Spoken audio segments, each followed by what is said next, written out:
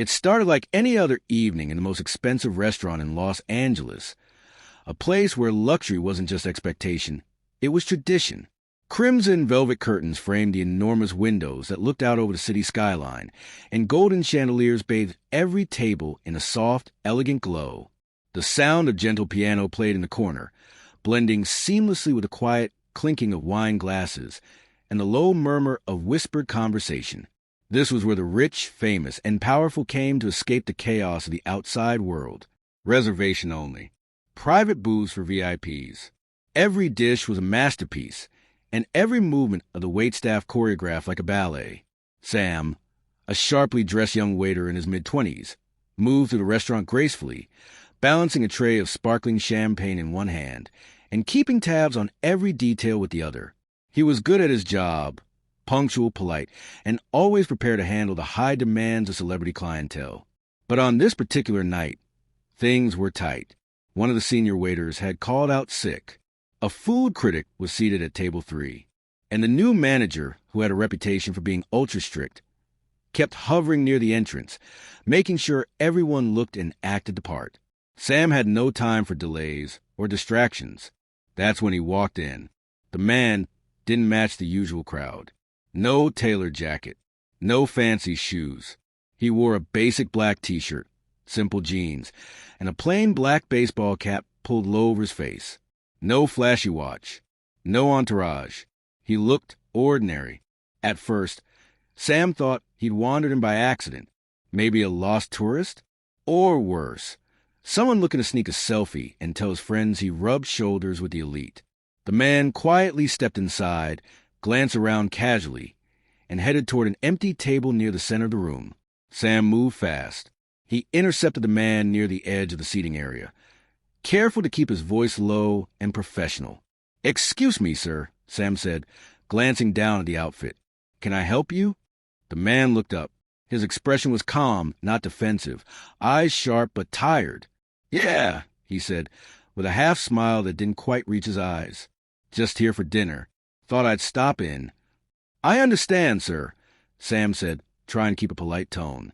"But unfortunately, tonight is fully booked, and we do have a dress code." People at nearby tables started glancing toward the entrance. Hollywood stars, Instagram influencers, a local senator. The presence of a casually dressed stranger had already drawn mild curiosity. Sam could feel it growing. The man gave a simple nod. "No problem," he said politely. "I don't mind waiting if something opens up." Sam frowned. That wasn't the answer he hoped for. He needed this handled cleanly, fast. The manager was watching. Patrons were beginning to whisper. Sam was tired, stressed, and tried to contain what felt like an approaching storm. "Sir," he said in a firmer tone, "this isn't a casual cafe. This is a luxury dining experience. If you like, I can recommend a great place down the street." Before he could finish, the man raised his hand gently. "Got it," he said. "No offense taken." And with that, he stood slowly from the chair he hadn't even had the chance to sit in. There was no scene, no protest, just a disappointed nod, as if he had seen this coming. Sam felt a small twinge of guilt, but brushed it off quickly. Rules were rules. And besides, if this guy really had an important reservation, he wouldn't have shown up looking like he just got out of bed. But then, something unexpected happened. From the back of the restaurant, the general manager rushed into view, eyes wide, lips parted in panic. He practically stumbled over a tray, trying to get to the front. Immediately, he reached the man in the cap, placing a hand on his shoulder with a paleness to his face Sam had never seen before. "Mr. Musk," the manager exclaimed. "You're early." I'm so sorry we didn't recognize you." "Please, come in. Your table's ready." Sam froze. His stomach dropped. Did he just say Musk? Heads turned at once. Cameras came out. The entire restaurant, just moments ago filled with casual elegance, now hummed with sharp intensity. The man in the t-shirt, calm, polite, the one Sam had just turned away, was Elon Musk, one of the richest men in the world. The man who launched rockets, built electric cars, and bought entire platforms with a tweet. Sam's legs felt like jelly. Heat rushed up his neck. Every guest was watching, and now he had become the center of the very scene he tried to avoid. The truth had arrived like a punch to the chest. This wasn't just some average guy. This was Elon Musk, and Sam had just insulted one of the most powerful men alive. And the craziest part? Elon wasn't even mad. Before the man could leave, the restaurant's elegant calm shattered like glass. The double doors behind the bar flew open, and out rushed the manager, a tall, stiff man usually composed and unreadable. But now, panic was all over his face. He looked like he'd just been told the building was on fire. His eyes locked instantly on the man in the baseball cap. "Mr. Musk," the manager blurted, breathless. You're early. We weren't expecting you for another 30 minutes. Every conversation in the restaurant ceased at once. Forks stopped midair. Wine glasses hovered unsipped. Slowly, one by one, heads turned toward the scene by the front. A soft gasp echoed. Then another. Waiters stood frozen in their tracks. A sommelier nearly dropped a vintage red. Even the pianist hit the wrong note before slowly lifting his hands off the keys. Sam stood there, completely stunned. "Mr. Musk?" He stared at the man in the cap, the same man he just tried to turn away 2 minutes ago. No way. This couldn't be real. The Elon Musk? The Tesla guy? SpaceX? The one who built rockets, reinvented cars, and literally bought a social media platform like someone buys coffee? Yes, that Elon Musk. Sam's throat went dry. He couldn't breathe. Less than a minute ago, he had spoken to the billionaire like a guy loitering outside a gas station. He told him to leave because of his T-shirt. The entire restaurant had their eyes on them now. The energy in the room changed instantly, from glamorous and easygoing to heavy and awkward. Sam felt like every light was aimed at him. One table whispered urgently. Another guest raised a phone and tried to sneak a photo. Then the manager rounded on Sam with fury-filtered whispers. "Do you even realize what you've done?" Sam could barely whisper. I didn't know. I didn't recognize him. I didn't think." "He came and dressed simply on purpose," the manager snapped.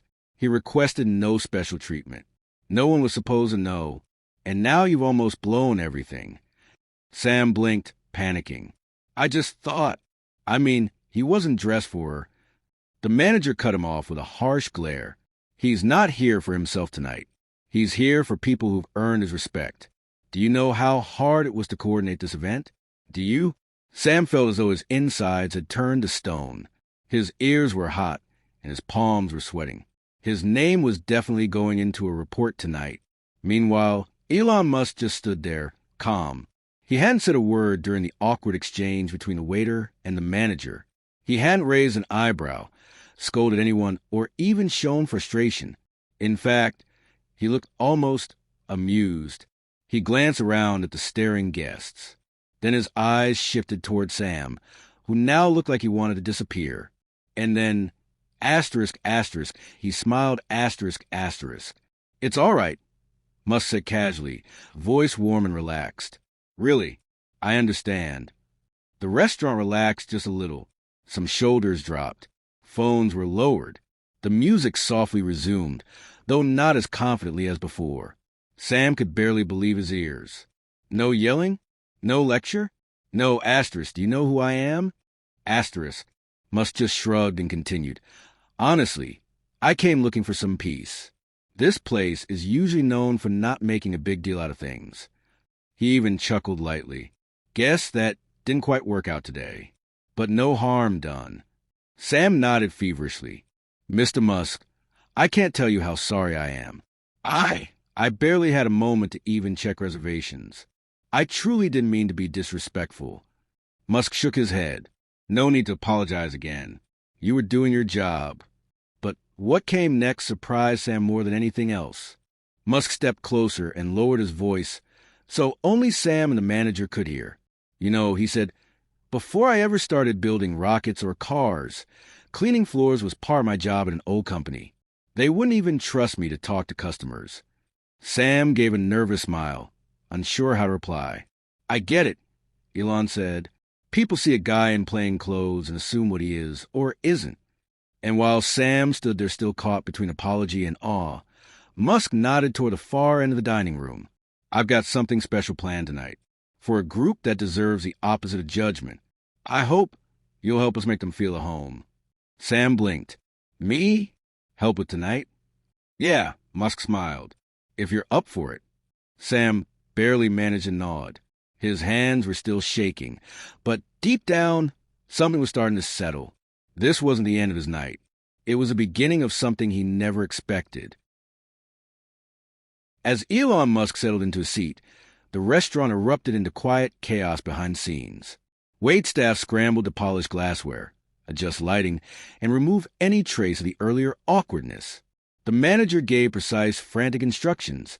Treat him right. Double-check everything. No missteps. Sam, meanwhile, stood just out of sight by the corner of the kitchen entrance. He was clutching his apron like it was the only thing holding him together. His heart was still racing from the realization that he hadn't just insulted a customer. He had literally tried to turn away one of the richest and most influential people on earth. A few minutes passed. Sam could still feel heat in his cheeks and tightness in his chest. Take a breath, one of the line cooks whispered, trying to be supportive. But it didn't help. Sam barely heard anything except the dull ringing of embarrassment echoing in his ears. From behind the kitchen wall, Sam peeked toward Elon's table, expecting to see an ultra-demanding A-lister surrounded by gourmet food, absorb his phone, or waving staff down with requests. But that's not what was happening at all.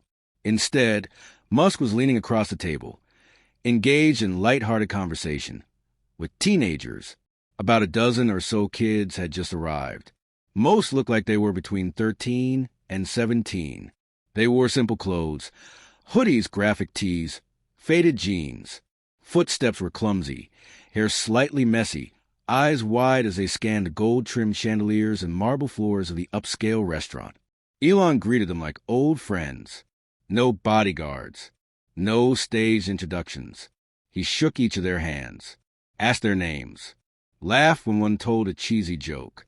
And it was only then, with his curiosity now burning, that Sam leaned in and asked a nearby co-worker, "Who are those kids?" The server whispered back, without looking up from arranging glasses, "That's a robotics team. Local school or something. They just won some statewide competition." Sam raised a brow. "Seriously?" "Yep," the server nodded. Musk funded their project quietly. No press. No headlines. Apparently, this dinner is his way of finally meeting them in person. Sam looked back toward the group, watching Musk ask one of the kids about a sketch they brought in on paper. It looked like a homemade schematic for a robot arm. He paid for everything, even their trip, the server added. Coach said he's been anonymous about it the whole time, until tonight. Sam was floored. He stared at the scene, suddenly seeing Elon Musk not as the untouchable tech billionaire Twitter seemed to love and hate, but as something else entirely. A guy who cared about kids with big ideas. A man who wasn't here to pose, but to listen, not to be praised, but to uplift. Here, in one of the fanciest restaurants in the city, Elon Musk wasn't surrounded by celebrity CEOs or movie stars. He wasn't ordering caviar or Wagyu steak. He wasn't demanding privacy or attention. He was clinking glasses of juice with kids, laughing over poorly folded napkins, asking them things like, "How fast can your robot go?" Or, "What made you think of using infrared for line detection?" No media teams. No announcement on social media. No flashy reveal videos. Just passion, mutual respect, quiet inspiration.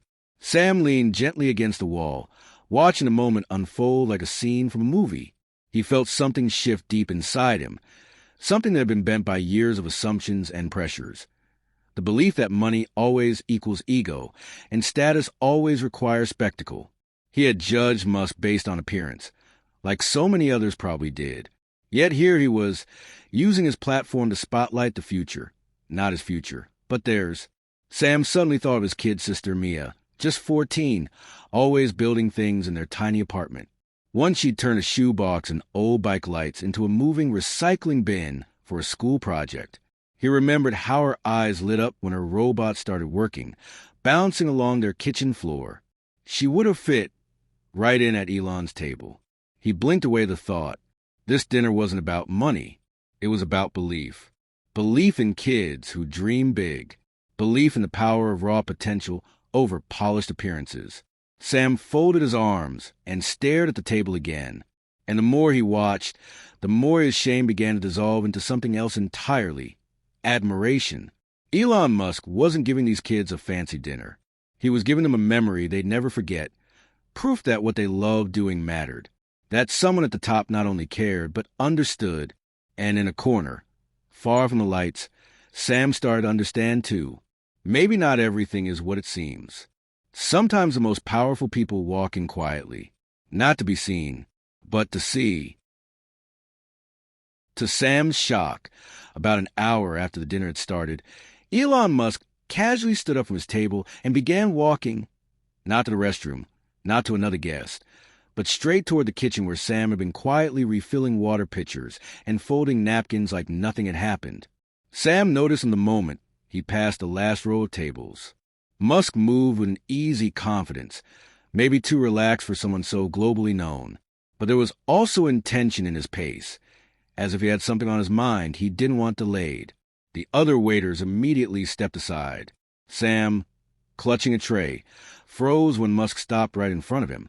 "Hey," Elon said warmly, almost like greeting an old friend. "Mind if we talk for a second?" Sam's heart dropped into his stomach. Instinctively, he put the tray down, nearly knocking over a wine glass. "Mr. Musk, look, I'm so sorry," Sam blurted, hand shaking slightly. "I didn't mean to be rude earlier. I just didn't recognize you and—" Elon held up a hand gently to stop him. "No need to apologize," he said calmly. "Honestly, you were doing your job." Sam blinked, caught off guard by the unexpected ease in Musk's voice. "I mean it," Elon continued. "It's tough out there. I know the pressure you're under. It's fast-paced, high expectations. People judge you without knowing anything about your story just based on how you look, or if your tie is straight." Sam chuckled nervously, but didn't know what to say. This definitely wasn't how he imagined his night going. Elon leaned slightly against the counter, arms crossed casually. "You know, I worked in restaurants when I was younger," he added, "back in Canada. First paycheck job I ever had? Scrubbing pots in a fast food joint." "No way," Sam muttered. Musk nodded. "Oh, yeah. Grease in my shoes, burns on my arms, yelling from the back if I was slow. Nothing glamorous about it, and definitely no hidden VIP treatment." Sam couldn't help but laugh once. "I've got the grease and yelling part covered, at least." Elon smiled. "Then you're halfway to greatness." There was a beat of silence. In it, all Sam could hear was a low hum of machinery in the kitchen behind them, and his own heartbeat starting to slow to something normal again. Then Elon tilted his head toward the dining room. "That girl, the one with the white jacket and the curly ponytail?" he asked. Sam nodded. "Yeah, she's been smiling the entire night. She's a team leader." Musk said, "Only 17. She built a functional robotic arm from spare parts and coded its movements from scratch. She leads, not bosses. She learns, fails, rebuilds, then shows others how to do it better." He paused, then added softly, "She reminds me of how all this started for me, with questions, with curiosity, and a bunch of mistakes along the way." Sam smiled, feeling the message settle deep in his chest. "I've got the mistake part locked down. Still working on the rest." Elon's eyes gleamed slightly, amused. "That's the thing. Most people stop at the mistake. But if you keep going, that's where the good stuff begins. That's where the breakthroughs happen." And then, just as casually as everything else, Elon reached into his jacket pocket and pulled out a black card, sleek and minimalist. No gold embossed text, just a QR code and a tiny logo Sam didn't recognize. He held it out. "If there's someone in your life with a big dream," Elon said, "someone who just needs a little break, a little belief, even just a push in the right direction, have them reach out here." Sam took the card carefully, holding it like it was made of glass. "They don't need to be perfect," Elon continued. "They don't need to check every box. What matters most is attitude, not appearance. Talent is everywhere, Opportunity isn't.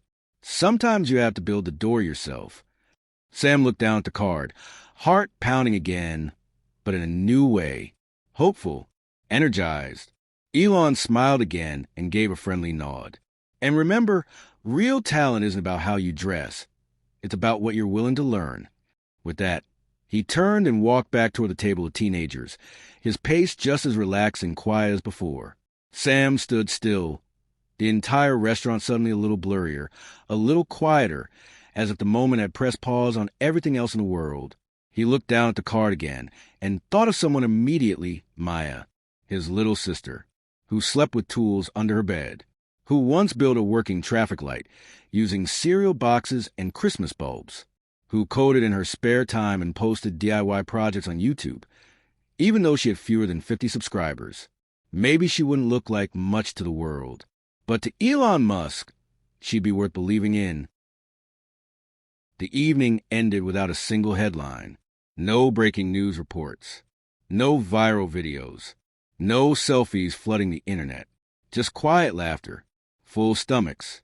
Grateful hearts.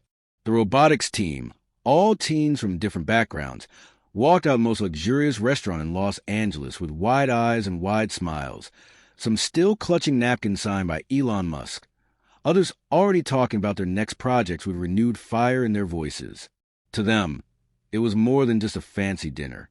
This night felt like a turning point, a milestone, a private boost of confidence launched by someone the world usually only sees through the lens of billion-dollar rockets and stock prices. As the last dessert plates were cleared and chairs tucked in, Elon stood up and shook hands with every teen one last time. No cameras, no stage farewell speech, just genuine gratitude from both sides. Then, as quietly as he had entered, he slipped out the door, disappearing into the evening without ever once making the night about himself.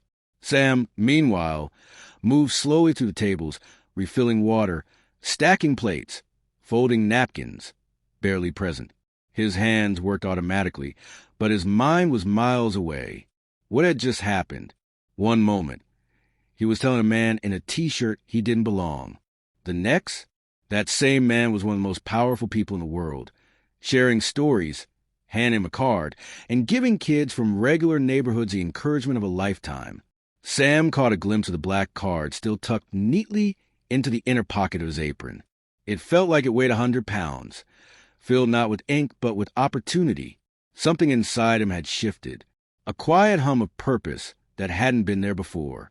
He made it through the final cleanup, clocked out past midnight, and walked home under a starry California sky with thoughts racing and his heart pounding. Not from anxiety this time, but possibility. Hashtag the morning after. When Sam awoke, the sunlight had barely reached the window. He dragged himself out of bed, still unsure if the night before had been real or just an elaborate dream his mind had spun out from exhaustion. He opened the refrigerator, poured orange juice, picked at leftover toast with one hand, while pulling his phone from his pocket with the other. A string of unread messages lit up the screen, but one voice stood out instantly, his younger sister, Maya. She had sent him a voice note just 15 minutes earlier. No hello, no greeting, just the sound of her excited breathing. Asterisk, Sam, you won't believe this. Asterisk, I just got an email from something called the Future Builders Foundation. They're offering me a full ride to Caltech's summer AI program. Tuition, travel, housing, all of it. I don't know who sent them my name, but Sam, they knew about the beach cleaning rover, even the prototype video. This is real, isn't it? Sam's fork clattered onto the countertop as emotion punched through his chest. He opened his own inbox, then the pocket of his apron, then the link on the card Elon had given him the night before. Sure enough, just below the foundation's logo, was a confirmation that a special application had been nominated by a referral. All it took was one name, one click, and that name had been Maya. Tears welled in his eyes, not from sadness, but from something sharper and more beautiful. Pride, relief, gratitude. In less than 24 hours, Sam had gone from embarrassed restaurant waiter to the reason his sister was going to study under some of the brightest minds in the world. Not because he'd earned it with charm or money or perfection, but because he had owned a mistake and kept his heart open afterward. It wasn't about catching a lucky break. It was about how he responded to the moment, about looking beyond the surface, about remembering that what you were never defines your worth, but what you do with a moment that can change your entire life. Asterisk, asterisk. Hashtag, hashtag, hashtag, a final thought. That night never made the news. But for Sam and Maya, it didn't have to, because while the world may not have watched, they were changed all the same. One ordinary man met one ordinary teenager, and from a moment of awkwardness came something extraordinary. So the next time you feel like the smallest person in the room, or find yourself stuck in a mistake you wish you could rewind, remember this story, because you never know who's sitting at your table, and you never know what kind of future a single second of kindness could build.